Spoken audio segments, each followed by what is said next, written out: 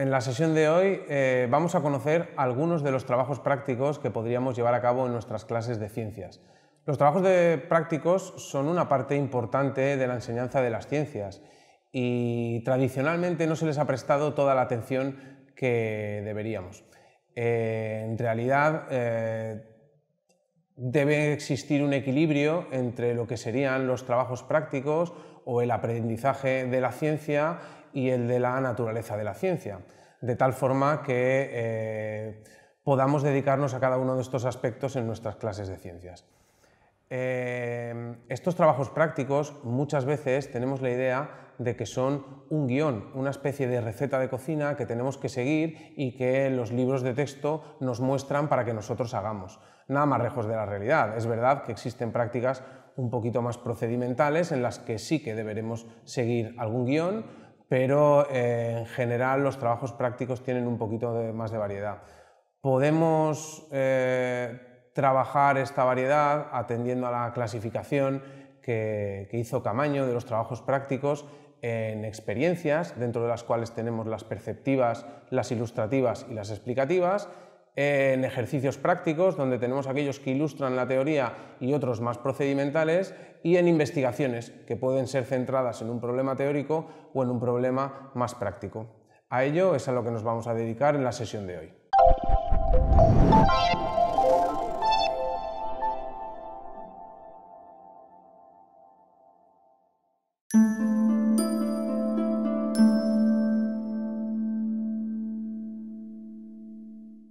Dentro de este primer grupo de experiencias, las primeras a las que nos vamos a dedicar son las perceptivas. Con las experiencias perceptivas se trata de que el alumno perciba su entorno, se trata de acercarlo al mundo físico, químico, biológico o geológico y que este acercamiento le permita luego la resolución de problemas y mejore también su comprensión de la naturaleza de la ciencia. Uno de los ejemplos clásicos para trabajar este tipo de experiencias es el uso de instrumentos de observación. Instrumentos de observación que podrían ser los instrumentos ópticos más habituales. El más sencillo de utilizar, la lupa, pero también el microscopio será útil en nuestras clases. Recordemos que sobre la lupa el currículum incide en que el alumno debe ser capaz de realizar observaciones al respecto. ¿Qué podemos hacer con una lupa? Pues bueno, es un material que cuesta muy poco de tener en clase, con mantenimiento prácticamente nulo y de fácil manejo. El alumnado puede dedicarse a realizar cualquier tipo de observación, sea una observación del mundo de los seres vivos o una observación del mundo mineral, ¿no? Bueno, con la lupa dispuesta en la mesa del profesor podríamos organizar sesiones en las que el alumnado acercara la lupa a cada uno de estos objetos de los que hemos hablado. Aquí tenemos una planta con algunas flores, ¿no? Pues el alumnado podría realizarse observaciones en clase y tratar de realizar un dibujo de lo que observan en la cercanía que ofrece la lupa, ¿de acuerdo? Observamos los estambres y el alumno sería capaz de identificarlos después de haber recibido la explicación en clase. La lupa es sencillo y digo, es un instrumento que puede mantenerse en las clases sin mucho esfuerzo, ¿de acuerdo? Pero el hecho de que sea sencillo no nos va a primar de muchísimos usos. También tenemos el microscopio. El microscopio, uno sencillito como este, también lo podemos tratar de mantener en nuestras clases y realizar también a menudo algunas observaciones.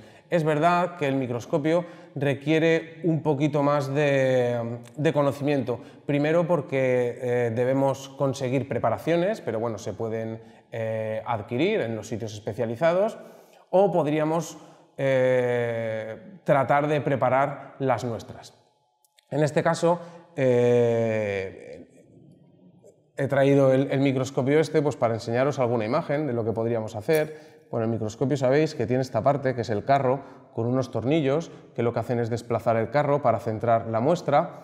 El portaobjetos, que es el que contiene la propia muestra, luego el ocular, que en este caso es un ocular electrónico para que veamos proyectada la imagen a través del ordenador, y tiene el objetivo. Bueno, tiene un revólver donde están incrustados distintos objetivos, ¿vale? Para nuestro caso, pues el objetivo con menos aumentos será suficiente, porque también es el más luminoso. Bueno, si encendemos el microscopio, aparece la luz que retroilumina la muestra. y bueno, si centramos un poquitín, vais viendo cómo vamos enfocando la imagen y aparecen ahí, pues esto sería el conjunto de células que aparecen en la epidermis de la cebolla, ¿de acuerdo? En ella se puede observar pues, la membrana en la que tenemos, bueno, que está compuesta por celulosa, y claramente se observa también el núcleo. Esto como un vegetal, pero podríamos también observar algo referente al reino animal. Por ejemplo, esta que os pongo en la imagen, movemos para centrar, y aparece la pata de una mosca de las que tenemos en casa, cuya captura puede haber sido llevada a cabo por los alumnos o haberla recogido ya muerta y haberla puesto en el portaobjetos para enseñarla al resto de la clase. Por supuestísimo, esta es una buena forma de acercarnos a un mundo que no está al alcance de los niños porque es microscópico, pero además podemos cultivar también la afición al dibujo científico. Cada vez que planteemos una muestra diferente, pues los alumnos pueden tratar de dibujar esa muestra.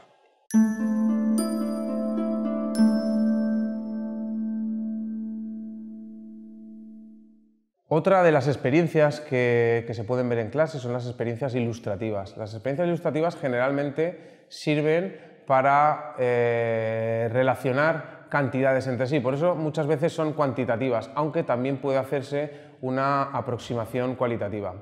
En la mayoría de ocasiones son experiencias demostrativas que las hace el profesor de manera magistral al resto de la clase, aunque si se tiene material suficiente, como en este caso, que voy a mostrar como ejemplo, también puede distribuirse a los alumnos para que la realicen.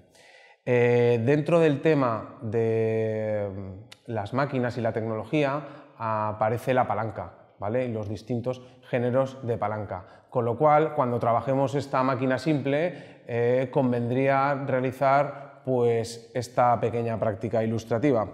Bueno, ¿cómo conseguir una palanca? Pues bueno, la podemos fabricar a partir de materiales de estos palitos que venden para manualidades, o podemos comprar alguno de los kits que venden que están destinados a aprender máquinas simples, o como en este caso podemos imprimirla con una impresora 3D con un diseño obtenido del sitio Thingiverse, ¿vale?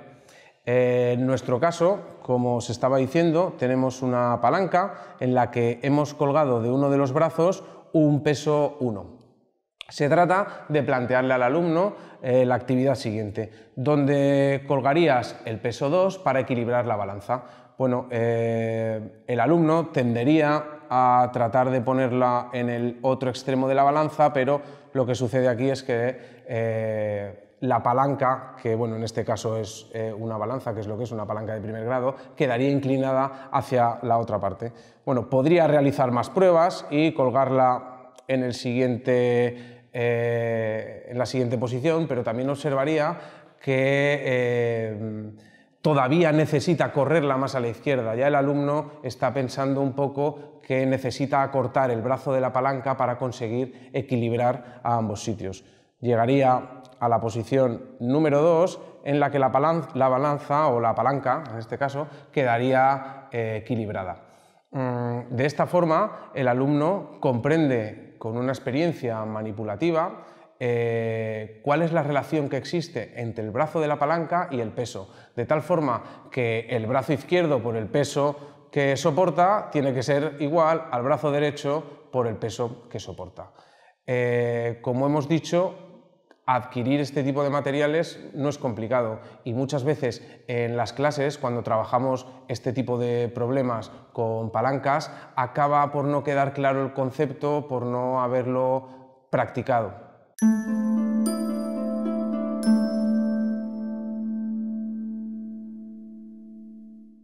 En las experiencias interpretativas, el último tipo de experiencia que vamos a manejar, se trata de que el alumno interprete qué es lo que está sucediendo, que de alguna manera sea capaz de predecir cuál va a ser el comportamiento de un fenómeno que nosotros le planteemos. Típicamente se suele utilizar la secuencia APOE, predicción, observación, explicación por parte del alumnado. El profesor pide una predicción ante un fenómeno que él plantea. El alumnado observa ese fenómeno y luego trata de dar una explicación al fenómeno producido. Bueno, como ejemplo, he planteado aquí una experiencia con imanes en forma de 4 actividades. 4 actividades breves que formarían nuestro pequeño programa de actividades para describir el proceso de nuestro trabajo práctico. La primera actividad sería para situar al alumno. Le preguntaríamos qué conoce acerca de los imanes. Bueno, depende del curso, vamos a obtener diferentes respuestas. Tradicionalmente los alumnos suelen referirse a los imanes de la nevera, ¿vale? Son los imanes más habituales, los que ellos más conocen. Lo que sucede con estos imanes es que generalmente son planos y en ellos rara vez se observa que existen 2 polos, ¿de acuerdo? Salvo quizás algún alumno que haya estado jugando con alguno de estos juegos que ya llevan imanes incorporados o con los mismos imanes de la nevera que haya tratado de superponerlos, pues pocas veces se dan cuenta de la existencia de los polos. Bueno, después de esta primera pregunta les lanzaríamos la siguiente. La siguiente actividad consistiría en que predijeran qué es lo que va a suceder si acercamos 2 extremos en un imán. Se espera que no todos sepan contestar la pregunta. Los hay que sí, los hay que con su experiencia diaria son capaces de decir que los 2 imanes se atraerán y que en otras ocasiones se repelerán. Pero los hay que siempre dicen que se atraen, ¿de acuerdo? Esta sería la parte de predicción. Luego lanzaríamos otra actividad a la clase, o si los hemos puesto en grupos, a los grupos, en la que les diríamos que realizaran la observación. Y para ello distribuiríamos pues, una serie de imanes entre los grupos. Estos que tengo aquí son imanes en los que se ha pintado cada polo de un color. Típicamente el norte es el rojo y el azul es el sur. Y se trataría de que ellos realizaran la observación. Bueno, en su manipulación notarían que no pueden unir 2 imanes cuyos polos sean iguales, ¿de acuerdo? Como todos sabemos, esto, pues, lo que aparece ahí es una repulsión. Si los polos son diferentes, pues claramente los imanes se dejan unir entre sí, tanto si es sur-norte como si es norte-sur. Esta sería la observación que el alumnado haría, todos caerían en la cuenta de ello.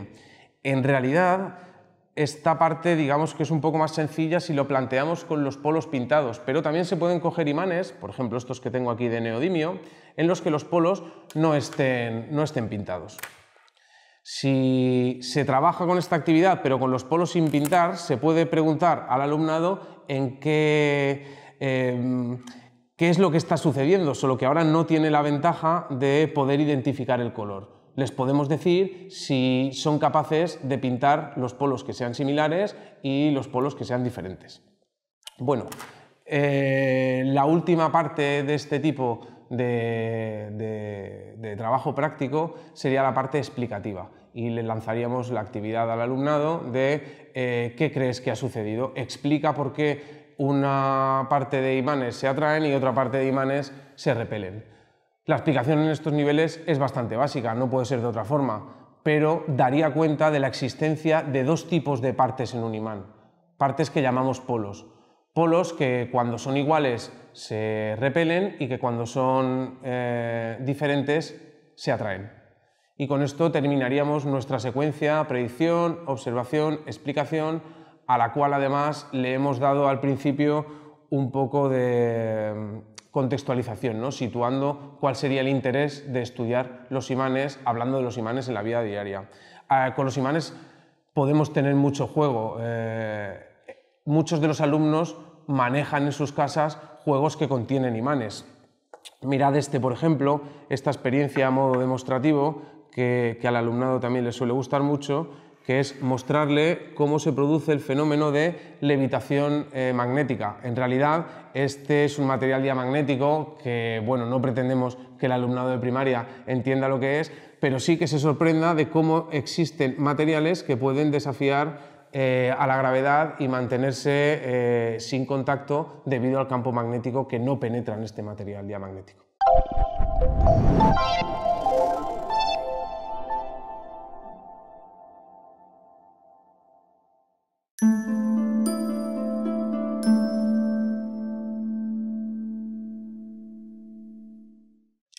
El segundo gran bloque de trabajos prácticos que vamos a hablar de ellos hoy es el de los ejercicios prácticos.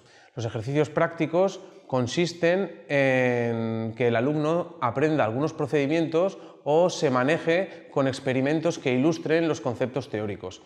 Uno de los ejemplos clásicos es utilizar los aparatos del cuerpo humano, ¿de acuerdo? En nuestra explicación de las clases podría o debería ser habitual trabajar con algún modelo que reprodujera estos aparatos. Bueno, podemos hacerlo con un muñeco de estas características que simule de forma un poquito más profesional en qué consisten cada uno de los aparatos, ¿no?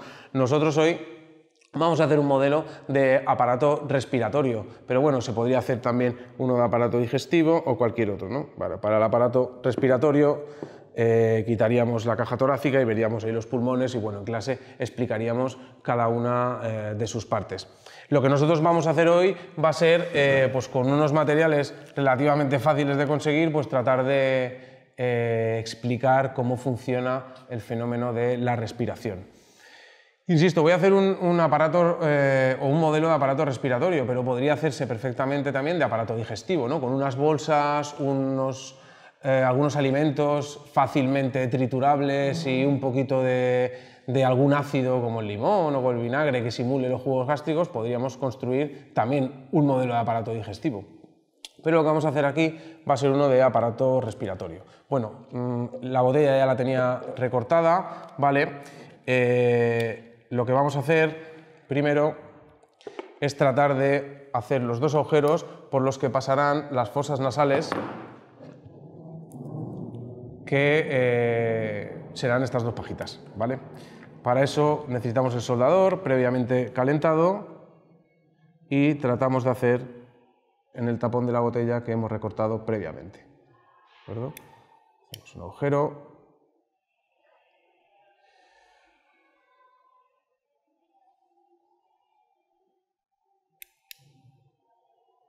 y el otro agujero. Y ahora las pajitas, pues bueno, pueden entrar por él y lo hacen en este caso holgadamente. Para solucionar esta holgura tenemos la silicona con la que sellaremos las pajitas en los agujeros, que queden más o menos a la misma altura.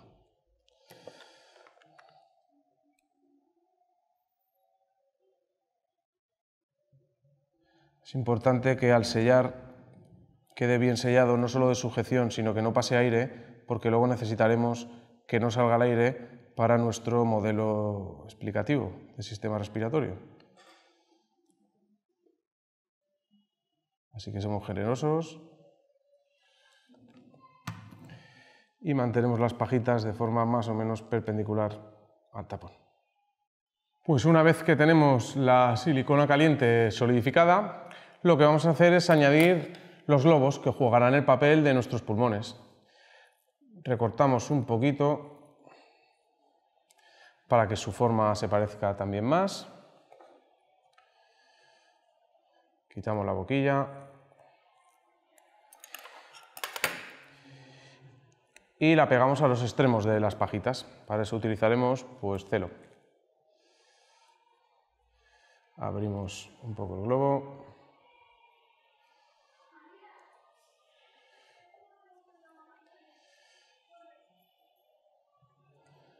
Y procedemos a pegarlo.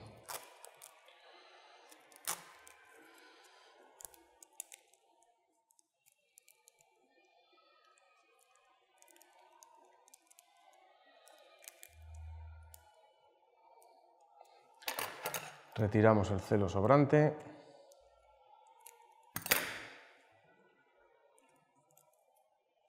Y hacemos lo mismo con el otro pulmón.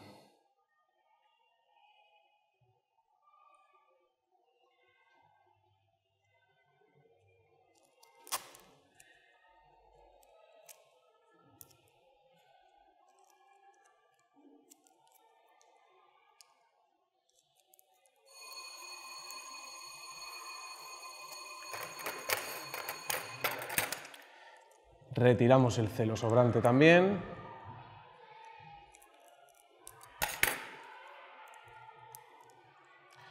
Y tenemos ya lo que sería la estructura de nuestro sistema respiratorio.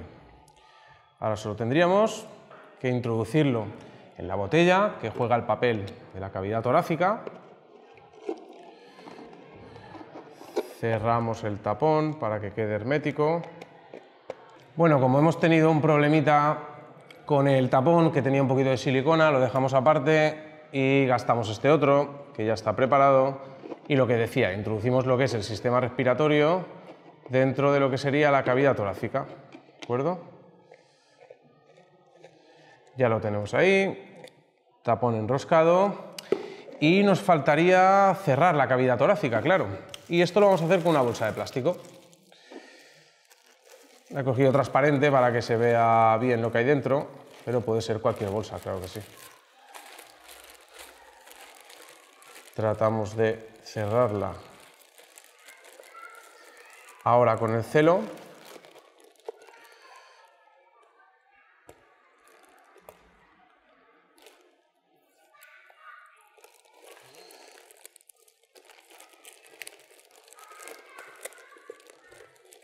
Con cuidado de que el celo pegue en lo que sería la frontera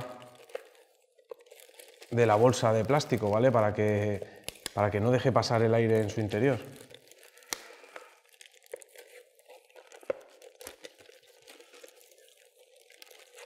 Vale.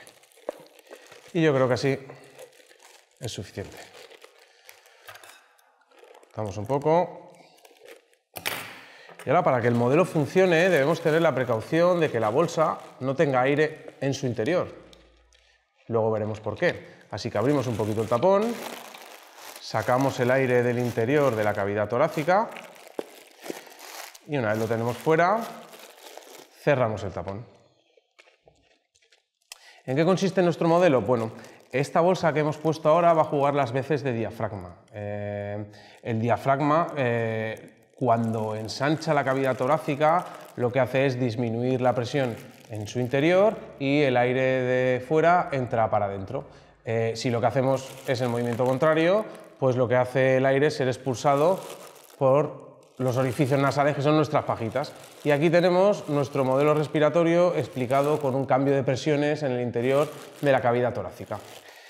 Modelos de este estilo se pueden hacer varios, pero también de otra forma, ¿no? Podríamos, por ejemplo, plantear modelos a escala del sistema solar. Estaría muy bien conservar la escala tanto de diámetros de los planetas como de distancias, y eso hace necesariamente que tengamos que bajar al patio del colegio si tenemos un patio relativamente grande, o si no, quizás salir a la calle o alguna avenida que tengamos cerca para poder representar tanto diámetros como distancias en escala. Bueno, todos estos modelos al final consisten en estos ejercicios prácticos que hablábamos al principio, que ilustran la teoría, que de otra forma quizás quedaría un poquito coja.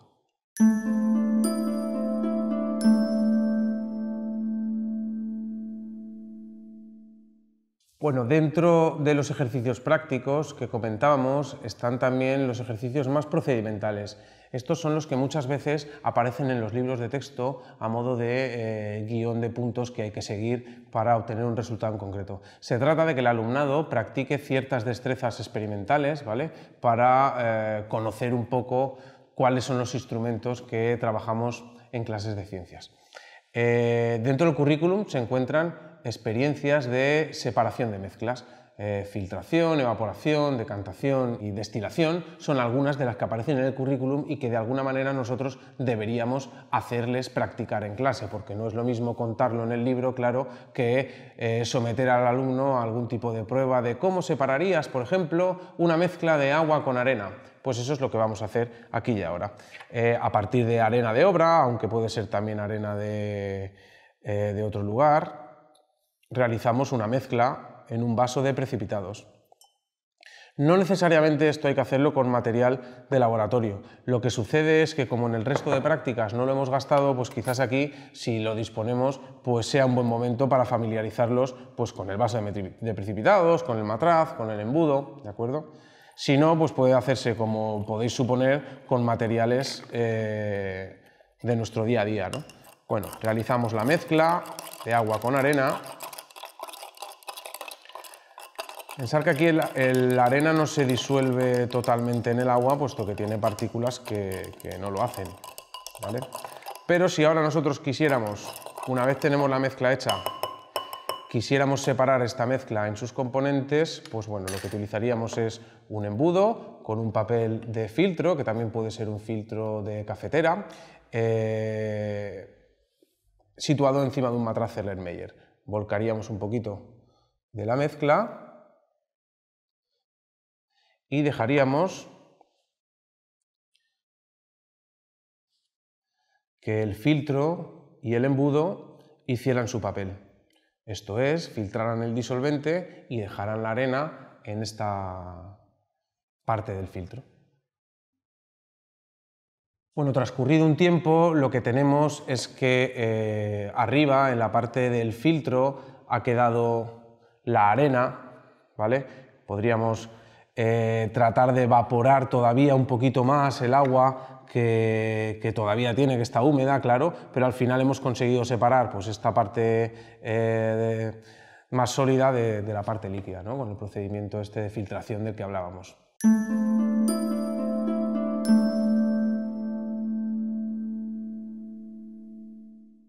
Otra de las prácticas que podemos hacer en este sentido más procedimentales, como las que estábamos hablando, como la que hemos hecho de filtración, sería la separación de una disolución, ¿vale?, mediante evaporación.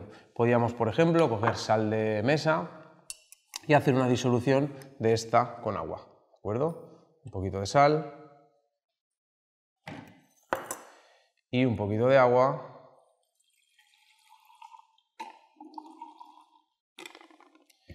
Y removemos bien.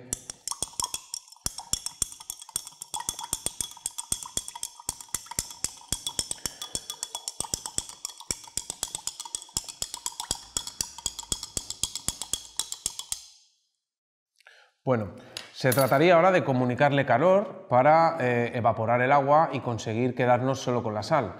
En eso consiste la separación, ¿de acuerdo? Para eso utilizamos el mechero de laboratorio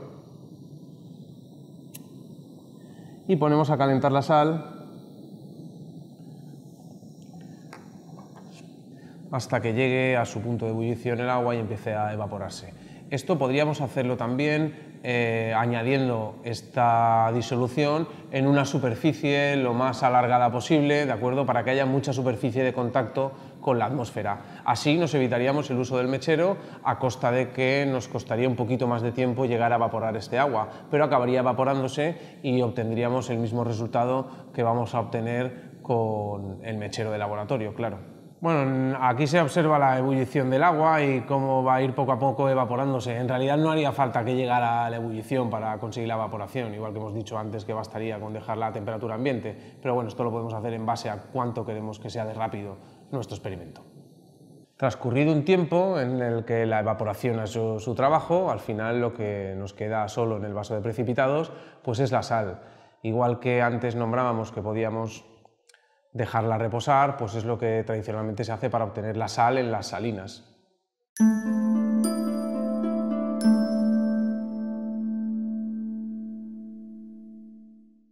Otro de los procedimientos que vamos a aprender hoy va a ser el de la separación de dos líquidos con distinta densidad, con un embudo de decantación. En realidad podemos lanzarle la pregunta al alumnado, ¿cómo separarías el agua del aceite? Y enseguida caerá en la cuenta, a poco que discutan entre los grupos o que lo pongamos en común con el resto de la clase, que quizás con materiales cotidianos no pueda hacerse con facilidad y que necesita algún tipo de instrumental de laboratorio, y es el embudo que acabamos de nombrar. Vamos a hacer una mezcla de agua con aceite. He tintado el aceite un poquito de rojo, ¿vale?, para que se vea mejor en cámara, y añadimos pues el agua que consideremos para hacer la mezcla. Vale, una vez la tenemos hecha, la podemos remover para que las fases pues, se mezclen un poquitín. Nos aseguramos que tenemos la llave del embudo de decantación cerrada y echamos la mezcla.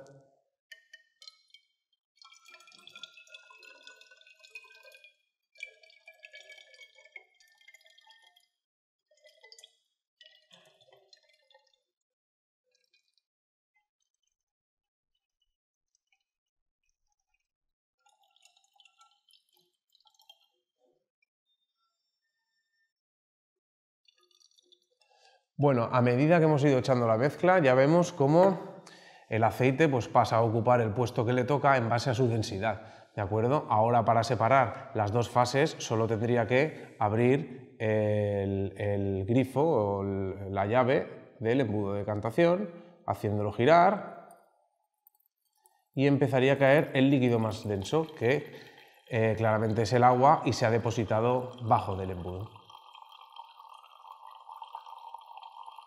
Estamos un poco atentos cuando se acerca el fin y vamos con un poquito de cuidado porque siempre se nos puede colar pues alguna gota de aceite, que es habitual, ¿de acuerdo? Bueno, pues ya tenemos más o menos las dos fases separadas. Podríamos mover un poco más el embudo de decantación para separar un poquito más las fases y continuar la separación de los dos líquidos, pero bueno, es suficiente con esto. ¿Para qué se utiliza la decantación? Pues bueno, se utiliza, por ejemplo, para las bebidas alcohólicas, ¿de acuerdo? Este proceso, junto con la destilación, pues constituye, digamos, la base de lo que es la fabricación de bebidas alcohólicas.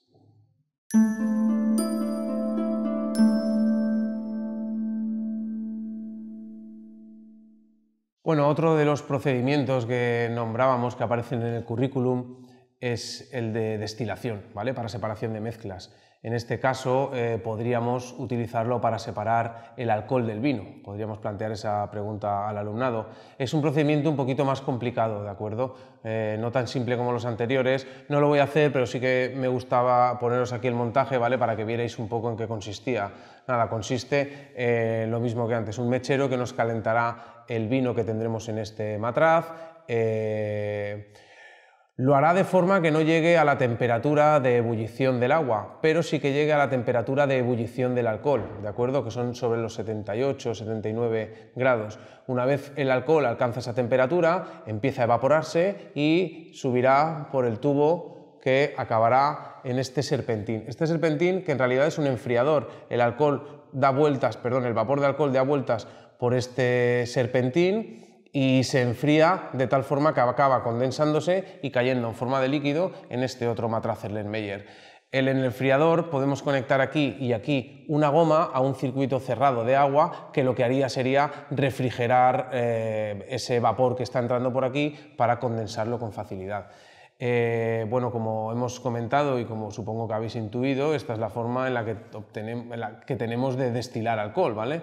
De obtener alcohol para diversos usos, ¿no?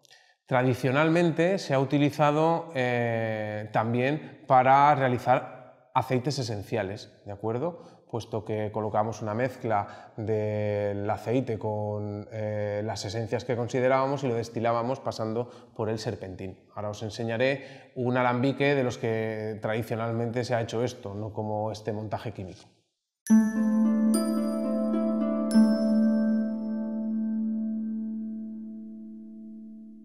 Bueno, y este es el alambique, que es lo que tradicionalmente se ha utilizado para hacer destilaciones, ¿vale? No un montaje más de laboratorio como el otro que os he enseñado, pero el funcionamiento es básicamente el mismo. En el recipiente este colocaríamos dentro la mezcla que queremos destilar, pues bueno, para hacer un licor consistiría en el alcohol y las esencias que consideramos, y para hacer aceites esenciales pues lo mismo, y lo calentaríamos de tal forma que el vapor circulara por el tubo este, llegando al serpentín que hay aquí dentro, ¿vale? Que tiene la misma forma que hemos visto antes en el serpentín de laboratorio. Esto es el enfriador, va relleno de agua y por aquí puede entrar más agua para refrigerar y acaba condensando todo el vapor en esta parte de aquí, ¿vale? Esto es un aparato más como curiosidad, ¿vale? Que demostrar a los alumnos cuál es la aplicación práctica realmente de esa separación de mezclas que a veces trabajamos de forma procedimental en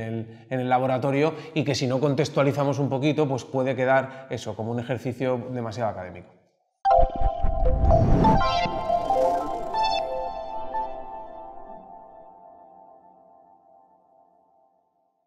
Hemos llegado al último de los trabajos prácticos que quería contaros, que son las investigaciones. Las investigaciones se diferencian de los trabajos anteriores en que son mucho más abiertas, ¿de acuerdo? El alumnado en este caso tiene que enfrentarse a cada uno de los pasos o cada una de las situaciones que se dan cuando se hace o se procede a la actividad científica.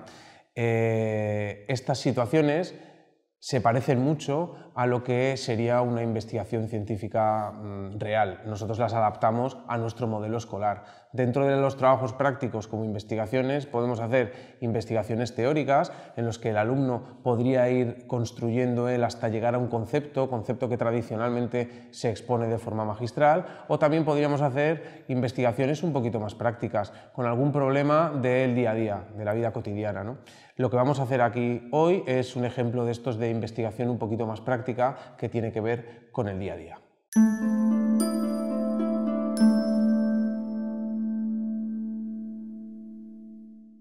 Así, nuestro problema inicial ejemplo sería: ¿qué detergente lava mejor? Empezaríamos planteando una situación de interés en la vida cotidiana. Esta situación de interés, pues es como acabo de nombrar, nos conviene tener ropa limpia día a día, y para tener esa ropa limpia día a día tenemos que enfrentarnos a manchas de distintas características. Tenemos una duda: ¿qué detergente va a limpiar mejor una mancha u otra? ¿Podríamos pensar en algún tipo de procedimiento para encarar este problema? Es lo que vamos a hacer en las siguientes fases.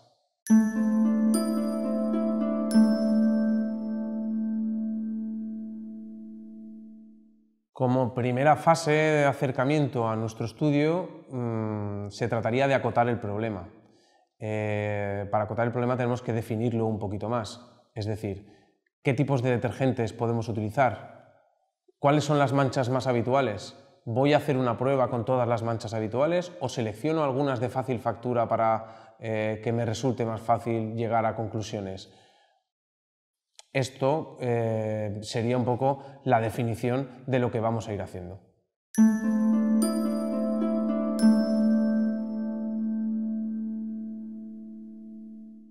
Una vez definido el problema, le lanzamos la siguiente pregunta al alumno, que tiene que plantear en forma de hipótesis, es decir, huyendo de certezas, qué detergente cree él que lava mejor la ropa. Podríamos pensar, por ejemplo, en 3 detergentes obtenidos de 3 alumnos diferentes, ¿de acuerdo? Podríamos plantear las marcas o el tipo de detergente que es, y que cada grupo emita hipótesis en base siempre a sus conocimientos de cuál cree que es el que va a lavar mejor. ¿Cuáles son los conocimientos que tienen los alumnos en este nivel? Pues bueno, pueden guiarse por la publicidad, pueden guiarse por lo que han oído en casa, o pueden guiarse por algún otro tipo de circunstancia como el aspecto, el olor, cualquier otra cosa. Y ellos emitirán su hipótesis pensando cuál de todos los detergentes planteados va a lavar mejor.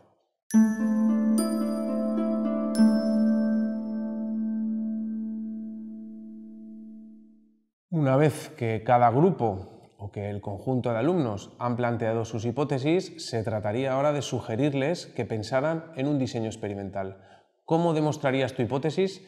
Esa es la pregunta que debe guiar ahora el trabajo de los grupos.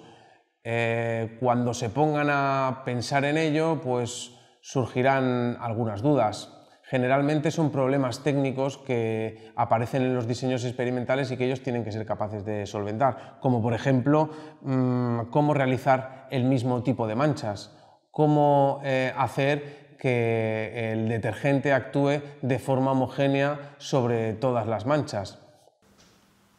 Claro, ellos van a proponer cada grupo un experimento. Nosotros tenemos que prever algún tipo de experimento que podamos realizar en clase. No vamos a poder tener materiales para todos los experimentos que piensen los grupos, pero sí que podemos quizás hacer una pequeña previsión y pensar en un experimento sencillo de llevar a cabo. En este sentido, lo que haremos será guiarlos hacia ese experimento, validar también los diseños que ellos hagan, pero mostrarles cómo quizás un modelo más sencillo pues bastaría para verificar o falsar su hipótesis inicial.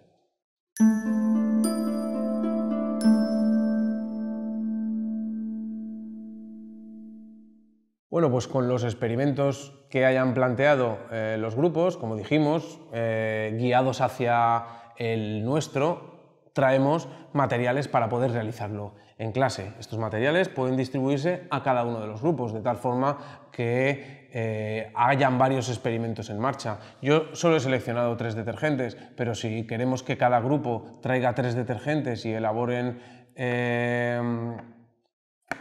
digamos, un experimento para cada uno de esos, pues también podría hacerse. Bueno, nuestros detergentes los vamos a introducir en estas lavadoras simuladas, ¿vale? Que son estas botellas. Así que bueno, vamos a echar más o menos la cantidad que se echaría si estuviéramos en la lavadora. Esto hay que calcularlo previamente, ¿vale? Yo he calculado que son un par de cucharaditas de estas. Esta para la primera.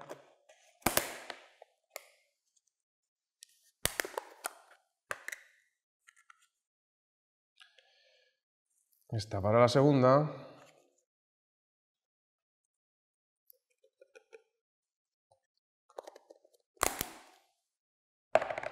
Y esta para la tercera.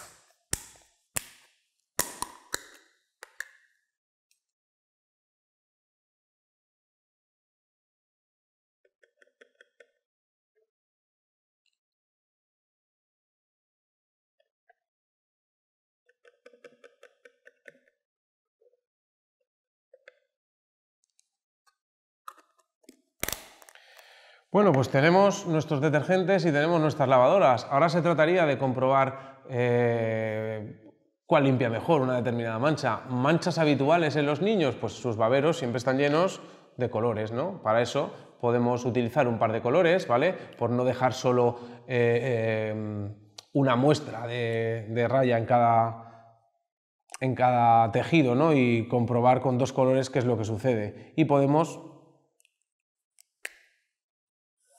como digo, hacer unas líneas más o menos homogéneas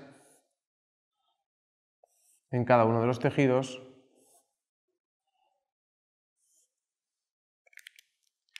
y ver lo que sucede cuando los lavamos con estos tipos diferentes de detergente. No os lo he comentado, pero bueno, me imagino que lo habréis visto en el vídeo. Este es un detergente líquido de marca, este es un detergente en polvo que es para lavar a mano, de una marca blanca, y este es un detergente para lavar a mano también, de una marca que no es blanca.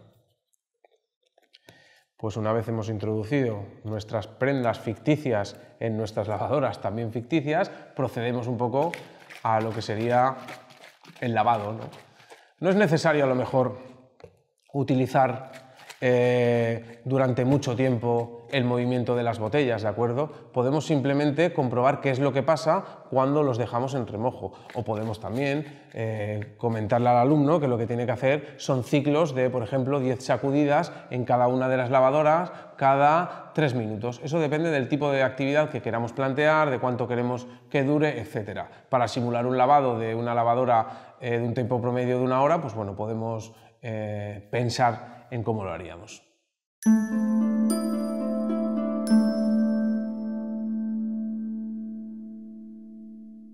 Bueno, pues una vez realizado ya el experimento, sacadas las prendas ficticias de las lavadoras falsas que tenemos aquí, las hemos secado y ahora procedemos a analizar los resultados, que sería el paso que correspondería ahora según nuestra investigación. Bueno, si vemos, este es el resultado de la prenda número 1.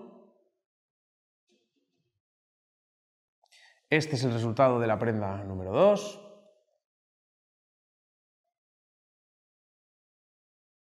Y este es el resultado de la prenda número 3. Correspondientes cada una de ellas a cada uno de los detergentes que hemos utilizado.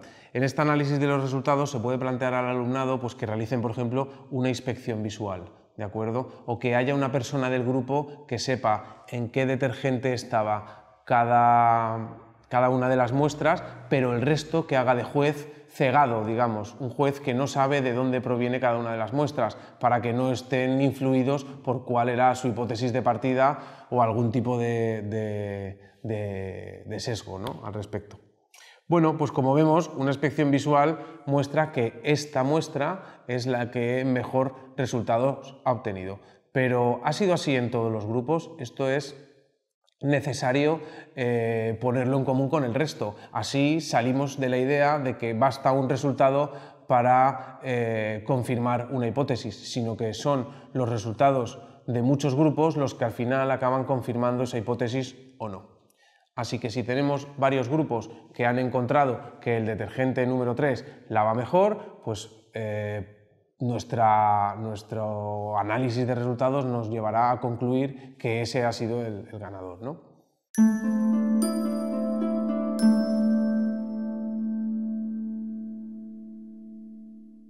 Bueno, pues llegamos casi al final. Con nuestros resultados ya analizados, ahora debemos enfrentarnos a la fase de conclusiones y perspectivas. Ahora el alumnado tiene que concluir pues, cuál ha sido el resultado de su investigación, en base a lo que él mismo ha descubierto y otros grupos han contribuido también. Puede hablar en este caso de las dificultades surgidas o puede también pensar en cuáles son las posibles perspectivas de futuro. ¿Podría hacerse esta misma experiencia con otro tipo de productos? ¿Podría hacerse con lavadoras reales? En definitiva, cualquier otra cosa que suponga una nueva investigación.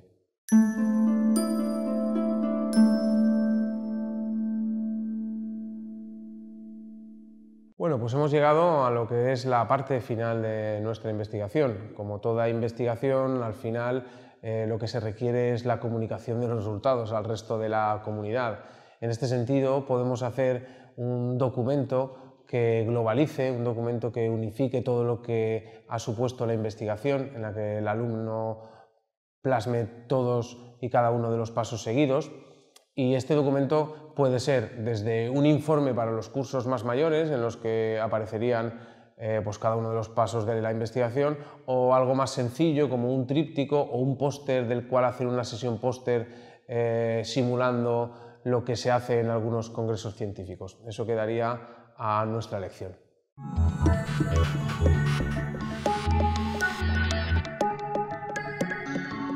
Pues esto es todo sobre los trabajos prácticos. Quería mostraros que tenemos una gran variedad de trabajos prácticos a los cuales acogernos para desarrollar en nuestras clases de ciencias, que no es necesario ceñirnos únicamente a estos trabajos tipo guión que solemos encontrar en los manuales de texto, sino que podemos hacer prácticas más demostrativas, algunas incluso más abiertas y que se acercan un poco a la forma de proceder en ciencia, como estas pequeñas investigaciones.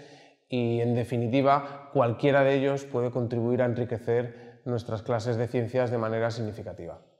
Muchas gracias.